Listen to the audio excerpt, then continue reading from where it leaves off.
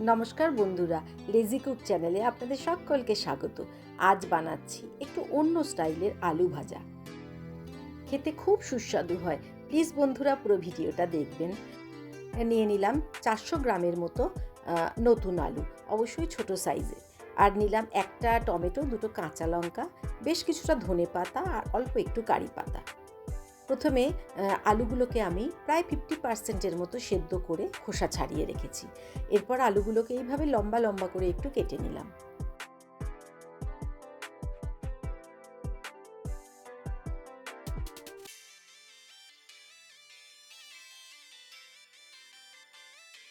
এবার কড়াতে প্রায় 2 চামচের মতো আমি রাইস ব্র্যান অয়েল দিলাম।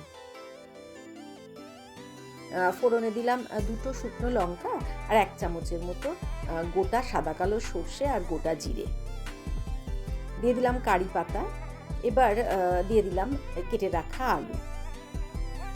যেহেতু অল্প একটু সেদ্ধ হয়ে আছে আলুগুলো, তো আমরা এইভাবে ভেজে ভেজেই বাকিটা আমরা সিদ্ধ করে নেব।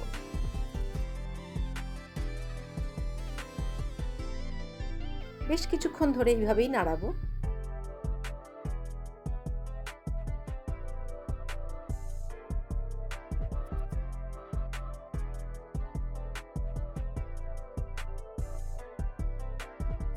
দিয়ে দিলাম স্বাদ মতো নুন, আর দিলাম 1/2 চামচের মতো হলুদ গুঁড়ো আর 1/2 চামচ মতো কাশ্মীরি রেড চিলি পাউডার।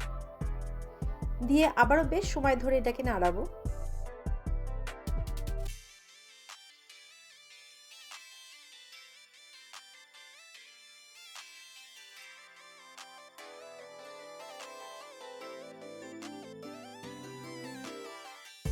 দিয়ে দিলাম কেটে রাখা যে দুটো কাঁচা লঙ্কা, আর দিয়ে দিলাম টমেটো।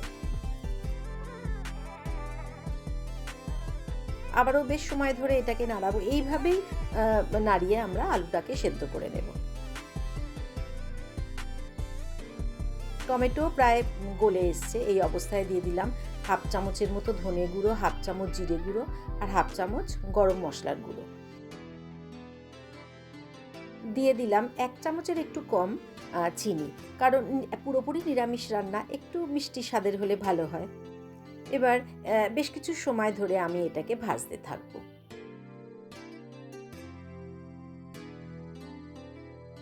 খেতে খুব সুস্বাদু হয়, আর বিশেষ করে নিরামিষ দিনে রুটি পরোটার সঙ্গে খুব ভালো যায়। আমি প্রায় করে থাকি বাড়িতে, তাই ভাবলাম আজ একটু আপনাদের সঙ্গে শেয়ার করি।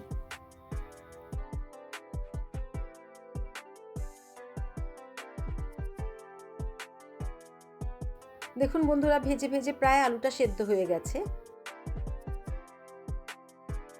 এই অবস্থায় দিয়ে দিলাম 1 চামচের মতো চাট মশলা, আর দিয়ে দিলাম বেশ কিছুটা ধনেপাতা কুচি। রান্না প্রায় শেষ, অল্প নেড়ে চেড়ে নামিয়ে নেব।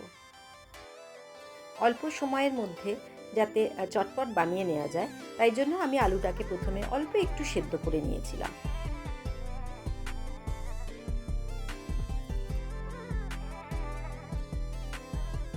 দেখতেও যেমন সুন্দর হয়েছে, খেতেও সেরকম সুস্বাদু হয়েছে। তো প্লিজ বন্ধুরা বলবেন আজকের এই আলু ভাজা কেমন লাগলো আপনাদের। প্লিজ একটু কমেন্ট করে জানাবেন। ভালো লেগে থাকলে একটা লাইক দেবেন, আর নতুন বন্ধুরা পছন্দ হলে প্লিজ আমার চ্যানেলটাকে একটু সাবস্ক্রাইব করবেন।